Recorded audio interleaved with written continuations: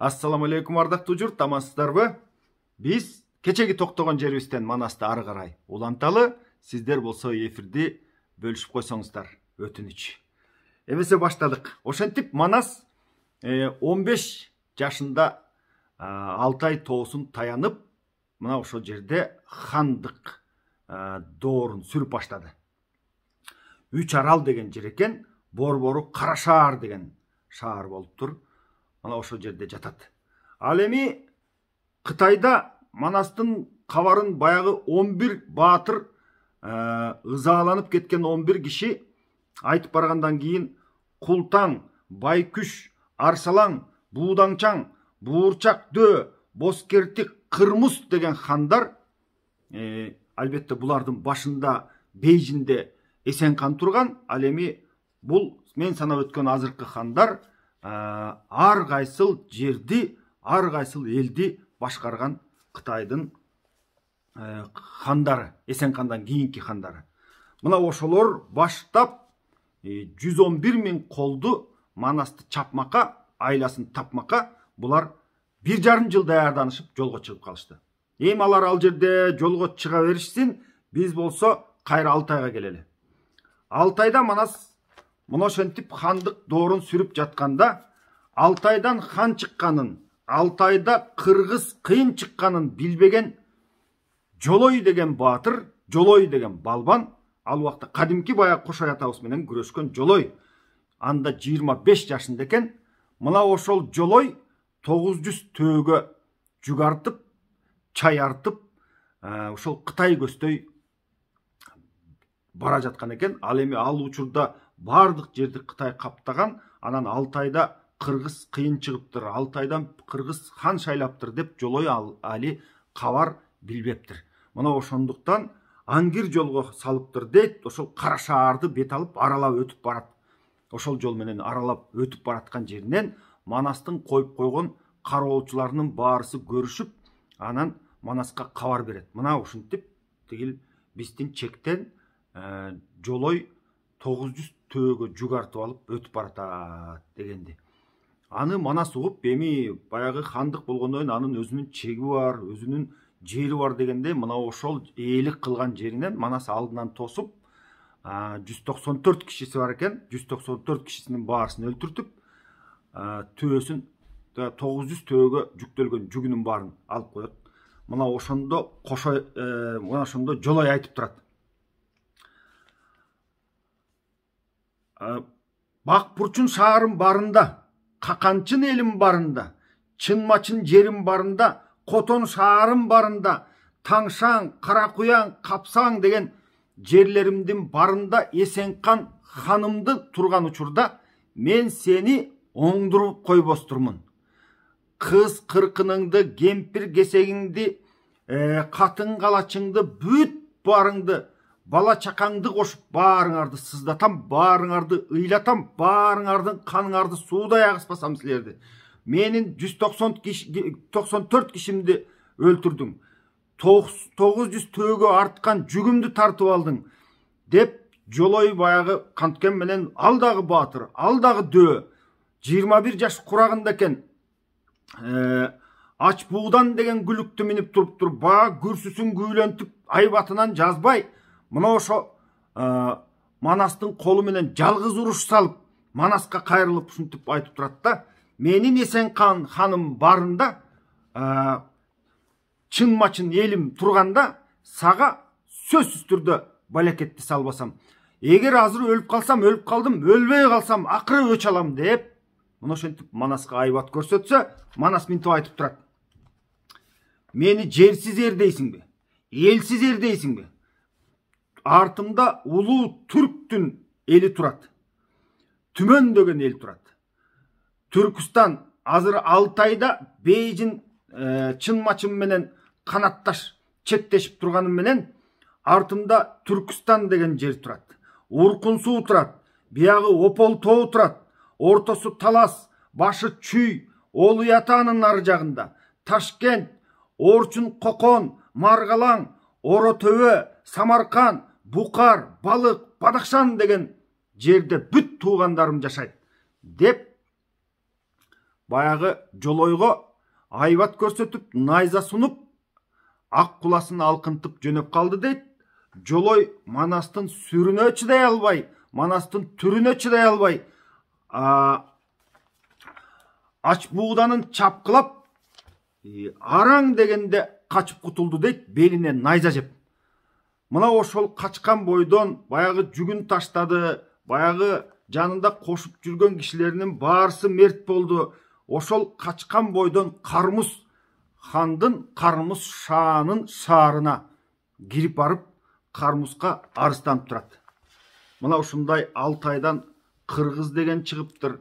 Баягы түрктүн тукумубуз дейт, Жакыптын уулумун дейт, анан атым Манас дейт. Мына ушул катуу чыгыптыр, мени жаман кордоду, зордукту салды башыма, кордукту салды башыма деп мына ушинтип турса, баягы Кармуз дагы Байман деген бир дөөсүн чакырды дейт. Көрсө Байман баягы 11 Манасты кармап кетебиз деген 11 адамдын башчысы экен. Байман деген да дөө экен. Муну кармашкан жоосу оңбогон, беттешкени бели сынган мына ушундай дөө, мына ушундай баатыр болгон экен. Байман мулуюп дейт. Бир жак кулагы жок, мурду кетирейген, бир жак колу сынган мына ушундай Байман кирип келип, ал дагы Манастын кордугун, Манастын зордугун айтып берип турганда, аны Жолой укту дейт. Анан Жолойго Кармуз айтып турат. Мен сенин өчүңдү да аламын, муну Баймандын өчүн да аламын, бул кыргызга калайманды саламын, буларды тетиги Бадахшанга чейин сүрүп, булардын баарысын кырбасак болбойт. Азыр мына 111 000 аскер топтодук, 1,5 жылдан бери даярдык көрдүк. Мына ушул силердин өчүңөрдүн баарысын алабыз деп, ал жерде Кармуз мына ушинтип жооп берди. Эми Кармуз ал жерде тура турсун. Андан бери жагында кандай окуялар болуп жатат, эмне болуп жатат, мунун баарысын азыр айтып берейин. Ошол жерде бир Жаангер деген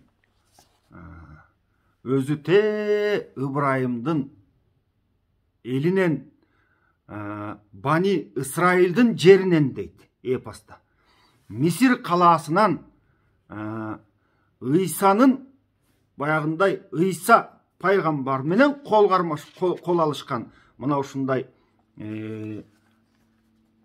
канча жыл, 850 жыл жашаган мына ушул Жаангер деген киши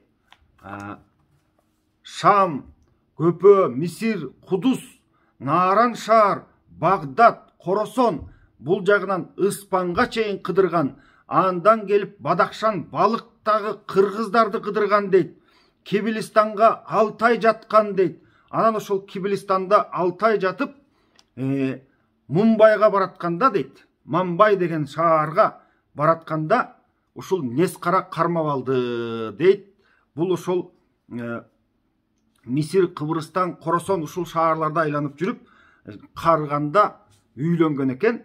Нескара муну ошол Мамбай деген шаарды көздөй бет алганда, ошол Кашкар аркылуу кандайдыр бир ошол булардын чегинен ашып киргенде, аны баягы Манаска келип араң тирүү калган Нескара кармап алып, анын 12 жашта баласы бар экен. Аял, бала, чакасы менен баарысын Кармуз падышанын алдына алып барып, мынакей мынау кишилер ушул жактан өтүп бараткан экен. Булардын көзү ала, ичи кара көрүнөт. Ушуну бир караңыз, ушунун айласын табыңыз деп, баягыны Кармуз колго түшүрүп алып, Кармуздун алдына алып барса, Кармуз эми мен бул жолдон өтүп бараткан эле кишини эмне кылмак элем? Булар бирок өзү кызыктай неме көрүнөт. Мен муну аял экөөнү кое берейин дагы, мына 11 жаштагы баласын алып калайын деп, 11 жаштагы баласын алып калып, өзүн кое берди дейт. анда баягы жаангер эми 11 жашта баласын таштап коюп, аялы ыйлап улам карыганда көргөн баласы болсо кантип кетип калмак эле алыска. Мына ошол Кармуз хандын немесинен калаасынан көп узабай Кундуз, Талканды деген жерлер бар экен дейт. Ошол Котонго бараткан жерде бир чөлгө баягы конуп, ошол жерге айыл түптөп, ошол жерге үй куруп, ошол жерге баягындай токтоп, анан ошол жерде бир кудук бар экен. Ошол кудуктун жанында жашап, эми баламды барып келип көрүп турамбы, же баламдан кабар алып турамбы деп мына ошол жерде калып калган экен. Мына ошол жерде калып, кудуктун жанында жашоосун кечире баштайт. Өзү бир топ жыл жашаса дагы балага чаңкап жүрүп, балага суусап жүрүп, бала көргөн экен. Баласын тигинтип Кармуз алып койсо, анан албетте баланын азабын тартып, мына ошол жерде 7 жыл туруп калыптыр. Күндө Кудайга жалынып, ошол жерде кудукка дейт, бирин экин көгүчкөн учуп келип калат дейт.